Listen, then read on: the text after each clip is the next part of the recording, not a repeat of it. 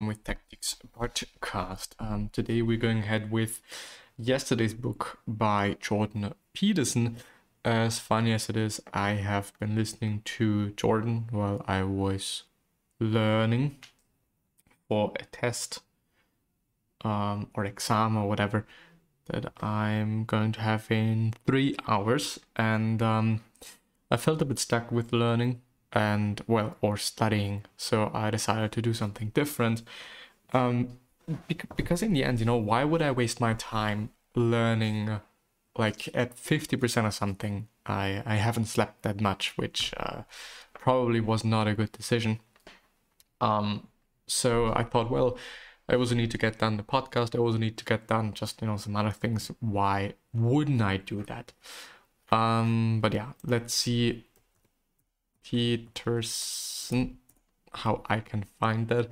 I think that I'm gonna go ahead with the book from the back to the front, maybe. Maps of Meaning, yeah, definitely maps. Interesting. Maps of Meaning. I think that this was actually his first book. I do not really remember, but I do have some sort of a feeling.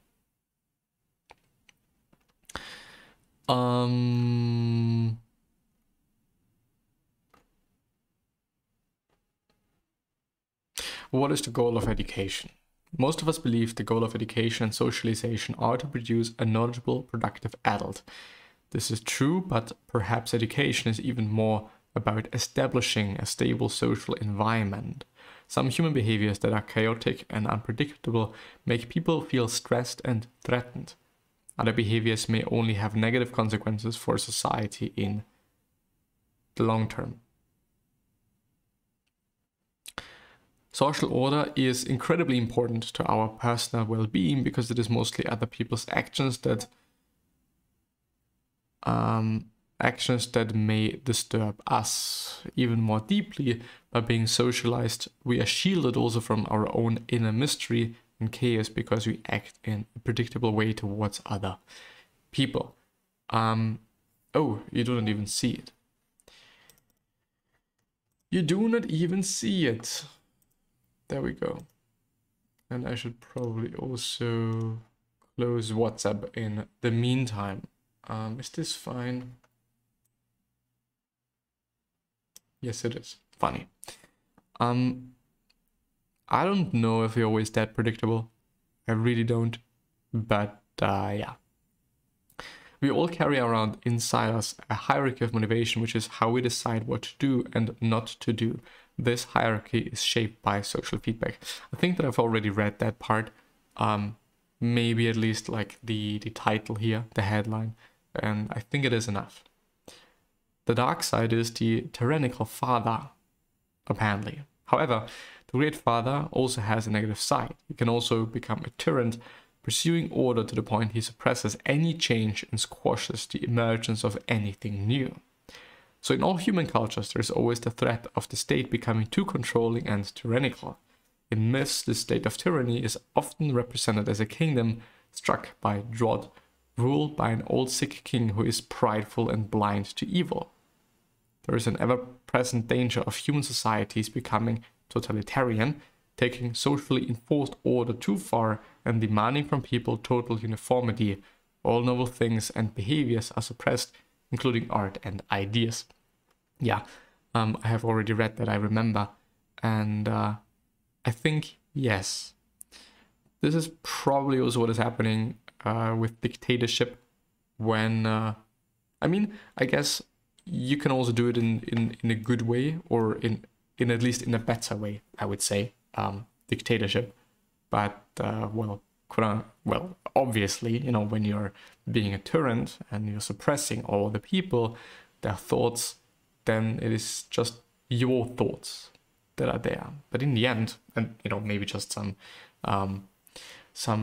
hands that you're having, some very close people that you also think are worthy listening to or worth being listened to. And but in the end, I think that the amount of opinions, of course, you cannot listen to everyone and you cannot talk to everyone. It's probably physically impossible on one hand, and it is also not worth doing, I would say, but the majority and the opinion of the majority of people might be worth listening to in the context of, well, there probably are some really good ideas outside there that you can use. And yeah, period. Of course, there is legislation and there should be rules, and not everything is possible. But, in the end, I'm just having a set amount of ideas. I have my worldview, and, regarding certain things, my worldview might not be as efficient or as good as someone else's worldview or way of approaching things. But yeah. First, this leads to a life that is unbearable because it is too predictable. But even more importantly, a society that resists incremental changes steadily increases the danger of total social collapse. As the environment around the kingdom is always changing, in the end, too much order brings about the collapse of the society just as surely as too much chaos. Following in the footsteps of others seems safe and requires no thought, but it is useless to follow a well-trotted trail when the terrain itself has changed. Yes, that is a good anecdote, I would say. Sometimes things have to change, and, also to become easier. I mean, when I'm having a certain path, and the certain path is just, following this terrain that, maybe once was covered by mountains, and so there's just, this one mountain, and this fucking trail goes over this singular fucking mountain that is still there in this landscape, instead of, just going around it, because, this would be a better trail. This would be a more efficient and probably also faster way to get to wherever we want to get to. So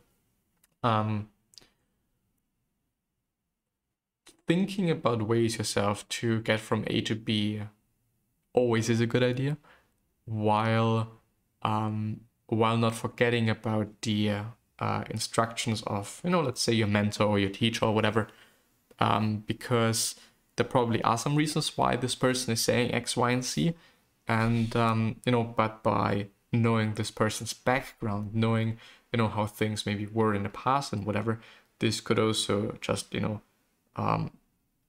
show you certain things and show you certain insights into this decision making, and on one hand validate that this is a good idea, that this makes sense to do, and on the other hand, just really show you that you could do it in a different way, way better and way faster. Initiation rituals and adolescence group memberships. Let's pay some special attention to a very useful tool of socialization that is unfortunately being forgotten: the rite of initiation between childhood and adulthood. In the past, most cultures had a clear initiation ritual, especially for men. These rituals may be more essential for men because they are more aggressive than women, and their development seems more easily led down anti-social roads. I don't know if this is true. In general, when it comes to saying, okay, this gender is this and that, and the other gender is whatever, and the third gender and whatever is a combination of that, or whatever it might be. I always tend to get a certain distance to that and really try hard to see whether this is the truth, or whether there are some nuances that maybe should be addressed, and for the sake of maybe length of this text and or of the book, whatever, were not addressed. But yeah, assuming that there was bad intent, this person writing something and there was bad intent to exclude certain people, or talk down genders, talk down groups of people and whatever. I don't know, this thought is definitely not serving us, nor is it serving me as person that is going through texts. So it might be a better way for me to assume, okay, there was not enough time or not enough space or whatever. Blah, blah, blah, blah, blah. These rituals often included physical and psychological hardship, long periods of fasting, all communication forbidden, being buried alive, what the fuck, I don't know about that, torture, and circumcision, or I think it is circumcision, isn't it? To most of us, the time of transition between childhood and adulthood can often be terrifying. It is a transition, what the fuck, from a dependent matriarchal world where food, shelter, and comfort is all provided for, to a patriarchal society world that allows us individual autonomy at the cost of responsibility. Responsibility means we are now heavily and frighteningly in control of our own security and well-being. Sometimes this can seem like a poor bargain, and it is natural people to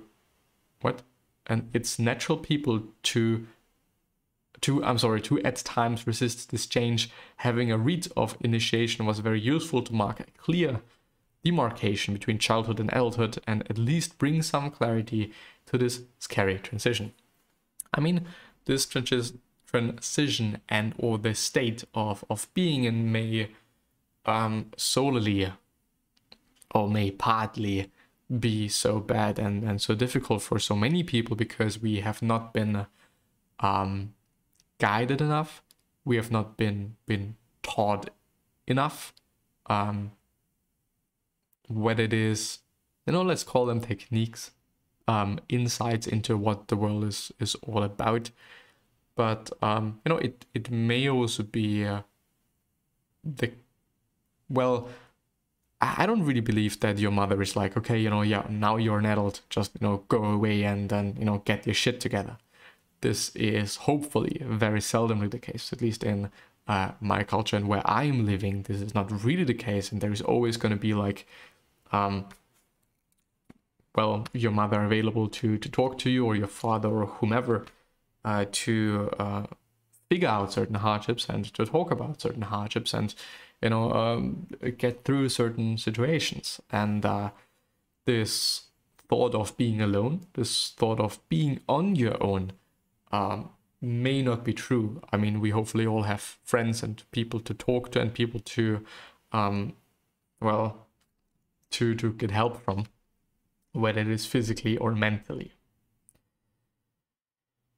So the majority of our childhood upbringing can be seen as a preparation for the remorseless demands of the adult world, which I think is the case. These demands are not something we could ever meet on our own, just as an abandoned child is overwhelmed by the unknown and cannot survive.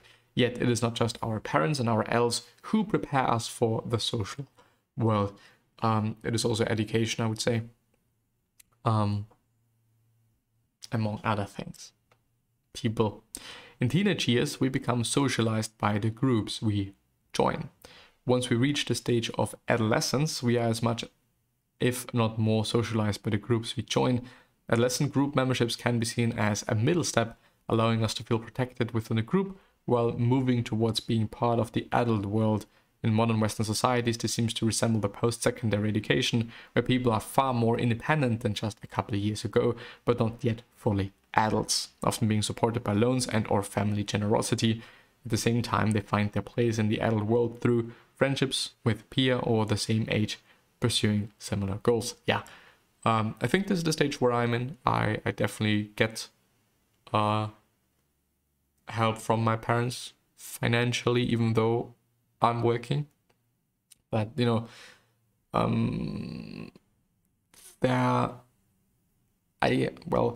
if I was a parent, I would do it in the same way. I would clearly tell my children that getting into work and doing the work is indeed important, not only so that you're having your own money and or just plainly more money, additionally to what I'm giving to my child, but also because it is teaching you things and you are learning things about life, what it means to work and then spend your money on certain things, that you have to, sometimes, depends on the job that you're doing, work really hard to get whatever the fuck you want to have.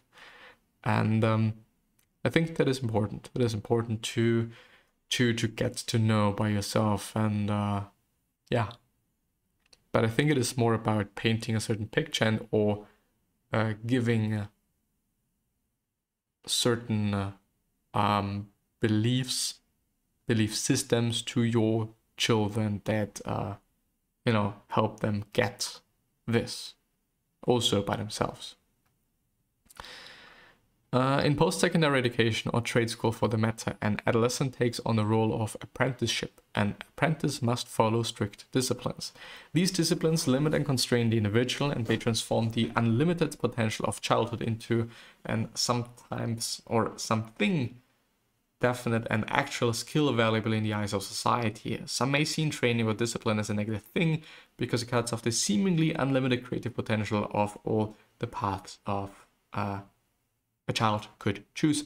For example, a child who decides to spend hours each day practicing piano will probably not have time to master other possibilities or talents they have, like math or painting.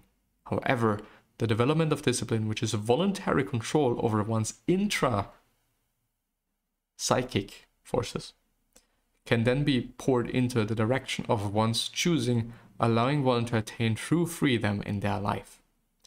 What is essential in heaven and on earth, quote unquote heaven and earth, seems to be, to say it once more, that there should be obedience over a long period of time and in a single direction, given that something always develops and has developed for those for whose sake it is worthwhile to live on earth. For example, virtue, art, music, dance, reason, spirituality, something transfiguring, subtle, mad, and divine.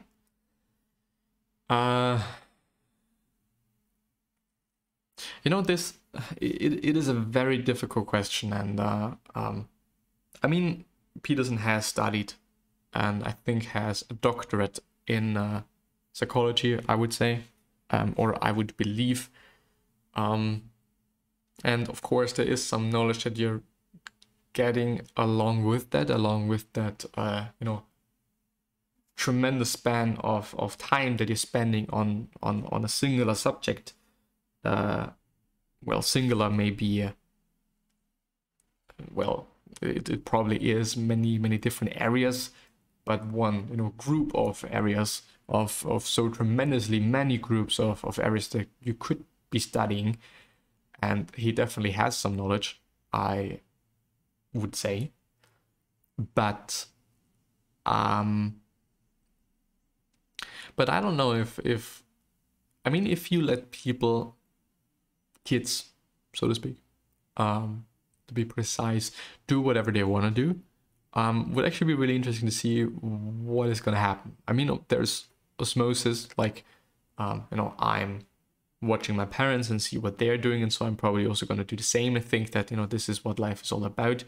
I also genetically having certain values and worldviews that I'm receiving from my parents, and these also play into who I am and who I am growing up to be. But yeah, it is difficult to say. It's difficult to say whether we need this periods of discipline and being led by somebody that is clearly more knowledgeable and further in this game called life. But would be interesting just to see, what would happen if this was not done. If this is gonna happen, I don't really know. I'm not gonna do this with my children. I think that